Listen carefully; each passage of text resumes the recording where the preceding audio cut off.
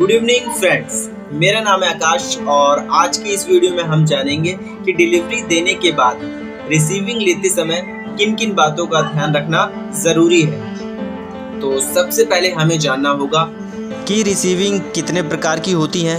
Receiving दो प्रकार की होती हैं। फर्स्ट, इंडिविजुअल या personal shipment receiving, and second होता है कंपनी के नाम से बुक शिपमेंट रिसीविंग। चलिए आगे हम जानेंगे कि दोनों प्रकार की डिलीवरियां करने के बाद रिसीविंग लेते समय हमें किन किन बातों का ध्यान रखना ज़रूरी है। चलिए वीडियो में आगे बढ़ते हैं। Point first, individual shipment receiving. Courier में इंडिविजुअल या पर्सनल शिपमेंट की डिलीवरी की रिसीविंग लेते समय ध्यान दें कि क्लाइंट ने अपना नाम, number and date clearly mention किया है या नहीं, क्योंकि पर्सनल शिपमेंट की डिलीवरी में क्लाइंट के पास स्टैम्प नहीं होती है। कोरियर को पर्सनल नाम से बुक किया गया होता है। डिलीवरी बॉय को हमेशा एक पॉइंट ध्यान में रखना चाहिए कि अगर कोई क्लाइंट रिसीविंग कॉपी पर अपना कॉन्टैक्ट नंबर मेंशन करते हैं तो वो वेरीफाई करें कि कॉन्टैक्ट नंबर 10 डिजिट कंप्लीट होना चाहिए, उसमें कोई भी मिसिंग नहीं चलती है। कभी कभी होता ये है कि क्लाइंट जल्दबाजी में 9 डिजिट ही उसमें मेंशन करते हैं, जो कि आगे फ्यूचर में हमारे लिए इनकन्वीनियंस क्रिएट करते हैं। ये ज़रूर वेरीफाई करें कि कॉन्टैक्ट नंबर के 10 digit complete. Point second, company shipment receiving.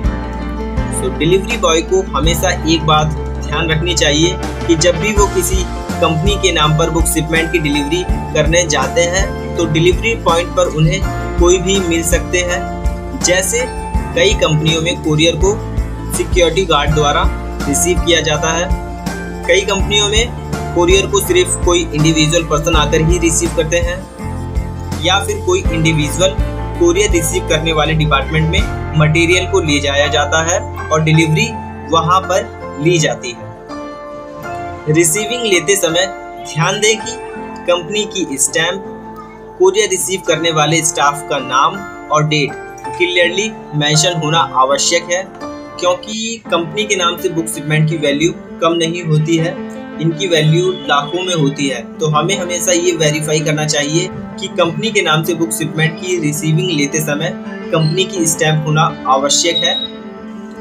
अगर कभी कंपनी के नाम से बुक शिपमेंट की डिलीवरी करवाते समय स्टाफ के पास स्टैम्प नहीं है तो शिपमेंट रिसीव करने वाले स्टाफ का नाम, लैंडलाइन नंबर और डेट ज़रूर मेंशन करवाएं, और हो सके तो उस स्टाफ का कॉन्टैक्ट नंबर भी मेंशन करवाएं। लैंडलाइन नंबर से ये वेरीफाई होगा कि आपका जो भी डिलीवरी स्टाफ है वो उस कंपनी में गए थे और वहाँ के किसी स्टाफ ने ही वो शिपमेंट रिसीव किया है और वो लैंडलाइन नंबर मेंशन किया है। ये भी एक प्रूफ है जिसे हम कैरी कर सकते हैं।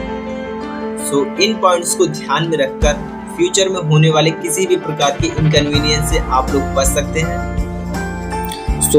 इस एग्जाम्पल के थ्रू हम समझेंगे कि जब भी हम कभी किसी कंपनी का मटेरियल डिलीवरी पर लेकर जाते हैं तो डिलीवरी देने के बाद जब भी हम क्लाइंट से रिसीविंग लेते हैं तो ध्यान रहे कि कंपनी की स्टैम्प, शिपमेंट रिसीव करने वाले स्टाफ का नाम प्लस किस डेट में वो डिलीवरी ली गई है वो डेट ज़रूर मेंशन हो, जिससे कि फ्यूचर में होने वाले किसी भी इनकन्वीनियंस से हम बच सकते हैं।